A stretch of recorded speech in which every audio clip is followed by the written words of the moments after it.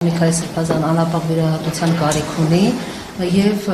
ըստ իրեն ինչ-որ բյուրոկրատական խաշկշուկներ կա, որտեղ փաստաբանը դիմել է, որևէ բյուրոկրատական խաշկշուկ չկա եւ չի կարող լինել, եթե խոսքը վերաբերում է անձի առողջությանը, ընդհանրապես պետք է որ անձը դիմում ներկայացնի եւ այդ դիմումը կքննարկվի եւ կներկայացվի համապատասխան պատասխանը եւ կձեռնարկվեն այն միջոցները, որոնք պետք է ձեռնարկվեն առողջության պահպանման ուղղված։ Հաշվի առնելով Չէ, դիմումը այն դիմում, որ պետք է ներկայացվի, չի ներկայացվել եւ ես հանձնարարել եմ, որպեսզի եթե իր փաստաբանները տեղյակ չեն, թե ինչպես պետք է ներկայացվի համապատասխան դիմումը, մեր իրավաբանը այսօր կմոտենա տեղում իրեն եւ դիմումը կվերցնի եւ կներկայացնի ողակին համապատասխան առողջության Կներեք, բայց մենք ներողություն եմ խնդրում, ոչ, դա չի խնդիրը, խնդիրն այն է, սա գիտեք ինչին է նմանվում, երբ որ փաստաբանները, ոչ, սա նմանվում է այն իրավիճակին, երբ որ փաստաբանները արգելված էին մուտք արել քրեակատարական հիմնարկ, իրենց հետ տարել էին իր, որը իրականում արգելված չէ, բայց արել էին դա սահմանված կարգի խախտմամբ։ Հիմա մեր պետությունում, եթե գործում է օրենսդրություն, կա նաև սահմանված կարգ եւ հատկապես եթե հարաբերությունների մեջ փաստաբաններն են, շատ ոչ թե գովելի է, այլ պարտադիր է, որպեսզի այդ փաստաբանները պահպանեն սահմանված կարգը եւ խոսքը դրա մասին է եւ եթե խնդիր ունեն սահմանված կարգի պահպանման, մենք իրենց իհարկե կուղղորդենք եւ միշտ պատրաստ ենք։ Չի կարող առաջացնել խնդիր, որովհետեւ մենք խոսքը գնում ենք մարդու առողջության բացարձակ որևէ խնդիր վերաբերյալ եւ յուրաքանչյուր րոպե Տեսակցողներն են ներողություն ավարտեմ ահազանգում ծայրահեղը եւ անհապաղ վիրահատության խնդիր ունի։ Եվ վերջո այստեղ արտարդատություն իրականացնող մարմինը, գլխավոր դատախազությունը ունեն բացարձակ, լիազորություն որոշակի առումով միջամտելու։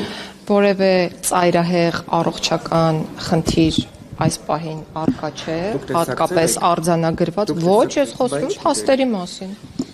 Ես այն մարդն եմ, ով գիտի, պետք է իմանա այն ամենը, ինչ կապված է այդ ոլորտի եւ այնտեղ պահվող անձանց հետ։ Գուցե չի հայտնի եւ տեսեք, որպես նախարար ձեզ Դե չեք լսում, իմ պատասխանը հետեւյալն է։ Այն պահին եւ այն ժամանակ, երբ կներկայացվի համապատասխան դիմում, մենք այդ ոչ թե մենք, այլ համապատասխան գերատեսչությունը, դիմումը նախարարությանն էլ չի ուղղված, այլ ավելի առողջապահության նախարարությանն է ուղղված, մեր գործընկերները վստահեցրին, որ համապատասխան գործիքակազմը գործի կդնեն եւ անձը կստանա իր համար ցանկալի բժշկական օգնություն եւ սպասարկում։ Մինչ այդ ես ուզում եմ ձեզ տեղեկացնել, որ բոլորի առողջական վիճակը գնահատվում է եւ ըստ էության որևէ սուր խնդիր մինչ այս պահը չի արձանագրվել եւ եւս մեկ անգամ կրկնում եմ այսօր նրանց եւ նրան կմոտենա համապատասխան իրավաբան, որը քրեակատարական ծառայության իրավաբանն է եւ կպարզաբանի իրավունքը եւ նաեւ կխնդրի դիմում ներկայացնել մեր գործընկերներին դա փոխանցելու նպատակով։ Նրանց այսինքն փաստաբաններին? Չէ, փաստաբաններին չէ, պատիժ ներողություն, խափանամիջոց կրող անձ։ Այսինքն քաղաքական իշխանությունը չի խոչընդոտել որպեսզի որ մենք որևէ խնդիր ցանկացած անձի առողջությունը իրականում պետության հոգացության ներքո է, ով գտնվում է անազատության մեջ։ Այսինքն անկախ նրանից թե այդ անձը ով է, մենք որպես պետություն պարտավոր ենք հոգ տանել առողջության մասին։ Տիկին նախարար ուղղակի եւ ուղղակի աբսուրդային եմ համարում նման մանիպուլյացիոն ձևակերպումներ պարունակող հայտարարությունները եւ նաեւ պարոն Դանիելյանը շատ շուտ լքեց մեր քննարկումը ցավոք սրտի ես հիմա պետք է լքեմ որովհետեւ այլ հանդիպում ունեմ բայց այս հանդիպումը նախաձեռնվել էր հենց իր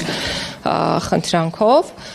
Մենք հասցրինք այլ շատ կարևոր հարցեր նաև առանց իրեն քննարկել, բայց ինքը հանդիպումների դալիճը լքեց այն ժամանակ, այո, երբ որ այդ հարցը բարձրացրեց վերջում եւ գնաց։ Իհարկե սկզբից ներկա է եղել եւ մասնակցեց որոշակի առումով քննարկմանը։ Դուք ասում եք, որ յուրաքանչյուրի առողջությունը ձեր ուշադրության ներքո է, ովքեր ջահերից այն կողմ են գտնում։ Այդ դեպքում այդ 23 մահերը 1 տարվա ընթացքում վիճակագրությունը ինչի՞ Ես բազմաթիվ անգամներ ասել եմ, որ դա խիստ մտահոգիչ է, բայց այսօր մենք վիճակագրությունը կրկին ներկայացրինք եւ տեսանք, որ ամենաշատ մահերը 30 եւ ավել նույնիսկ որոշ տարիների ընթացքում գրանցվել են 2014-ից 16 թվականների ընթացքում։ Սա ամենևին ինչ որ փաստարկ չէ, որը միտված է ասելու, թե մահերը քիչ են, ոչ, մահերը շատ են եւ մահերը ունեն տարբեր պատճառներ, դրանցից 8-ը ինքնասպանություններ են, հիմնական մասը հոգեկան առողջության հետ կապված խնդիրներ ունեցող անձանց կողմից, 8-ը տեղի է ունեցել քաղաքացիական հիվանդանոցներում, այսինքն առողջական վիճակի վատթարացման հետևանքով նրանք տեղափոխվել են համապատասխան բուժ հաստատություններ, սակայն նրանց կյանքը հնարավոր չի եղել փրկել, իսկ մյուս մասի հետ կապված էլ իհարկե բոլոր դեպքերում են հարուցվում քրեական գործեր, բայց եւս կարող եմ ասել, որ հիմնականում կամ առավելապես կապված են եղել առողջական որոշակի խնդիրների հետ։ Ինչ քննարկեցինք այսօր։ Քննարկեցինք, որ անհրաժեշտ է ավելի արագացնել կառավարության 825-ն որոշման փոփոխությունների կատարումը, ինչու եմ ասում արագացնել, որովհետև որ սահմանում է պատժի կրման եւ կալանքի կրման հետ անհամատեղելի հիվանդությունների ցանկը։ Մենք դա փոփոխում ենք ու առողջապահության նախարարության գործընկերների հետ բավական մեծ աշխատանք արդեն արել ենք այն հանձնաժողովների ձևավորման փոփոխության մասով, որոնք ոլորտում գործում են եւ փորձելու ենք այնպիսի մոտեցում ունենալ, որպեսզի այն դեպքերում, երբ առանձին հիվանդությունները չեն անցհատում այն շեմը,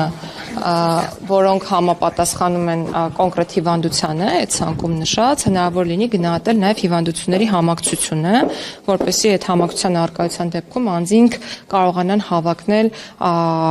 չկրել պատիժը կամ խափանման միջոց։ Եւ մեկ հարցել տեսեք երեք Նիկոլ Փաշինյանն այսօր շարունակելով թեման ասաց, որ ժողովների հետ կապված մի հարց ունեմ, տամ հետո նոր անցնենք այդ թեմային։ Այս մահվան դեպքերի հետ կապված Տիկին Գայլյանը մեզ հասած տեղեկություններով մահվան դեպքերից մեկով, իսկ ինքնասպանության 2 դեպքերով անձնիկ ունեցել են առողջական խնդիրներ, բարձրաձայնել են այդ մասին, ահազանգել, սակայն պատշաճ բուժօգնություն չի ցուցաբերվել։ Դուք այս սցենարը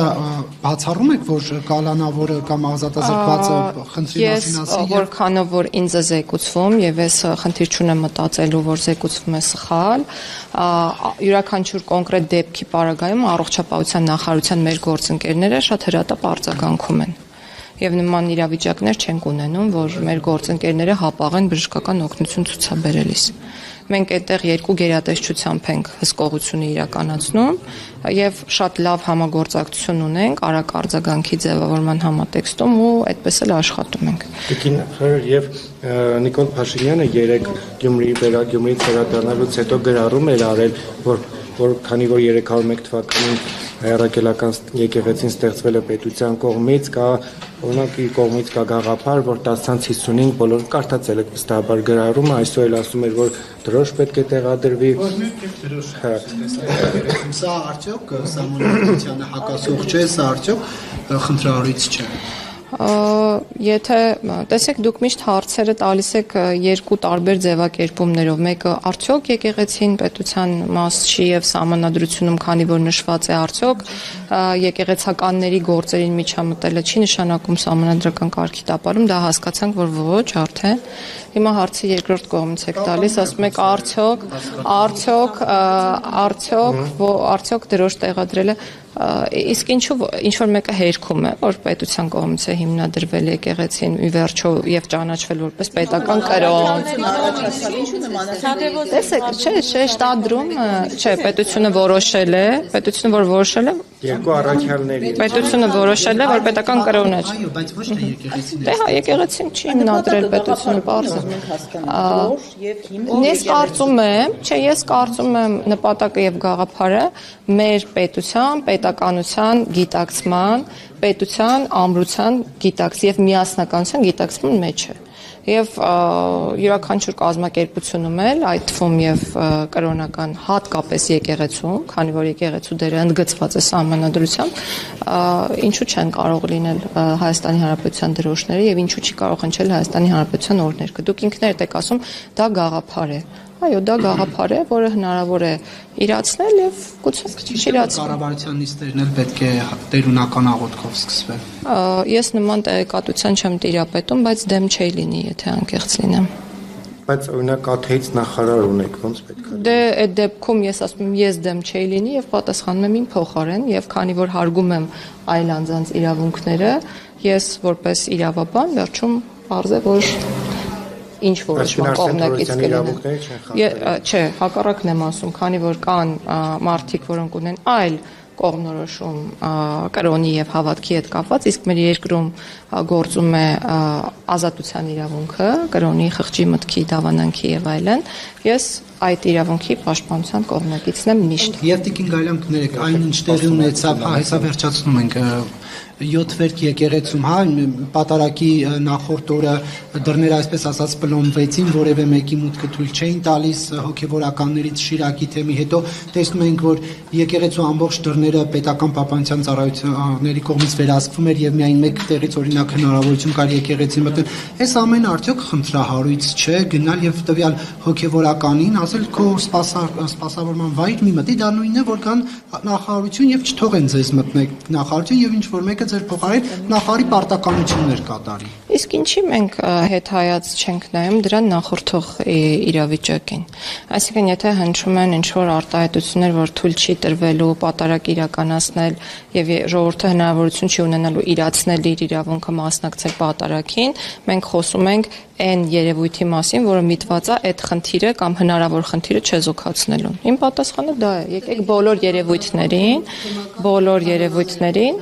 նայենք ճիշտ եւ ըստ ժամանակագրական հաջորդականության։ Իսկ այն քաղաքացիներին, որ բռնի ուժ կիրառելով հանում են դուրս, ինչ է նրանք կաթողիկոսի անունն են հնչեցնում պատարակի ժամանակ։ Կարծում եմ, որ հասարակական կարգի պահպանման պատասխանատուներ կան, ես չէ որ պետք է գնահատեմ իրենց գործողությունների իրավաչափությունը, եթե դրանք հատում են իրավաչափության սահմանը, վատ է, եթե չեն հատում եւ միտված են հասարակական կարգի պահպանմանը, լավ է։ Տիկին Գայլյան, ներողություն, իսկ այդ դեպքում ինչպես է ստացվում, որ Գարեգին երկրորդ կաթողիկոս գոռացողը հասարակական կարգ խախտող, իսկ նույն եկեղեցում կտրիչը կաթողիկոս չէ, գոռացողը հասարակական կարգ խախտող չէ։ Կրկնում եմ, այն բոլոր գործողությունները, որոնք իրապես միտված են հասարակական կարգի պահպանմանը, դրական եմ գնահատում, այն գործողությունները, որոնք միտված չեն կամ ենթադրում են լիազորությունների չարաշահում, վատ եմ գնահատում։ Հիմա կներեք, Փաշինյանը չի չարաշահում լիազորությունները, հաշվի առնելով, որ Սահմանադրության պետությունն ու եկեղեցին անջատ են, թելադրում է, որ եկեղեցուն պետք է հնչի օրհներ եւ պետք է դեպի դրոշ։ Դուք ինքներդ նոր նշեցիք, որ մի գաղափարով է կիսվել